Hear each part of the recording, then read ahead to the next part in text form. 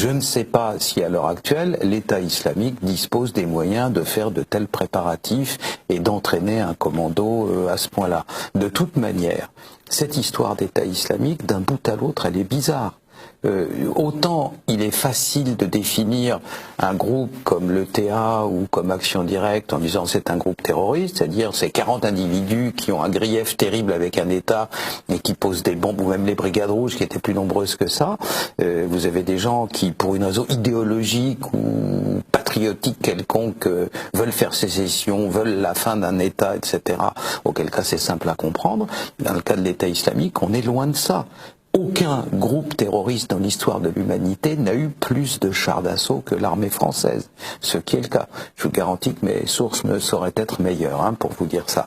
Donc à l'heure actuelle, l'État islamique dispose de centaines de chars d'assaut, des véhicules blindés légers qu'on appelle les Humvees, des sortes de grosses jeeps un peu perfectionnées. L'État islamique en possède plus de 5000. Donc ça n'est pas un groupe terroriste, c'est pas à l'échelle. Est-ce une guérilla? Non plus. Puisque une guérilla, c'est clair, on connaît ça depuis la guerre révolutionnaire de Mao dans les années 30, ce sont des gens qui attaquent l'armée ennemie et qui se replient. L'État islamique ne se replie pas, il attaque, il occupe le terrain, il se crée son fief et il y reste. Qu'est-ce que c'est? Eh bien, la seule explication possible quand on a éliminé tout ça, c'est que l'État islamique est une armée mercenaire, une armée, une vraie, mais mercenaire, et nous faisons en pareil cas que de repousser le problème d'une case, à savoir au service de qui. À l'heure actuelle, c'est tout sauf clair. Au service de qui est cette armée, pour le compte de qui frappe-t-elle? Tout ça est très bizarre. Rien ne colle, si vous voulez. Il y a des choses qui devraient coller les unes avec les autres, et quand on prend les différents morceaux du puzzle de l'État islamique, il n'y a rien qui en sort de très précis. Pour vous dire, résumer ça en une formule, contrairement au Hezbollah, contrairement à d'autres groupes, l'État islamique ne va pas de soi. Donc quand on dit l'État islamique est responsable, comme nous le dit le président de la République, qu'est-ce qu'il y a derrière? Qu'est-ce qui se cache derrière? Cette entité-là a-t-elle son libre arbitre, c'est-à-dire décide-t-elle d'elle-même de frapper ici ou là, d'attaquer ici ou là? Ou y a-t-il quelque chose de très trouble derrière? Tout cela, naturellement, je ne fais pas dans la boule de cristal, je n'ai pas de réponse à toutes ces questions-là, mais les questions que pose Daesh, l'État islamique, sont très lourdes et fort inquiétantes. Une étude a été faite récemment par des officiels sur le sujet. Vous avez une organisation qui s'appelle l'État islamique, qui fait des signes dans toute sa propagande d'absolue dévotion à l'islam, et c'est pour l'islam et sa pureté qu'ils égorgent, soi-disant, les individus qui brûlent des enfants vivants, etc.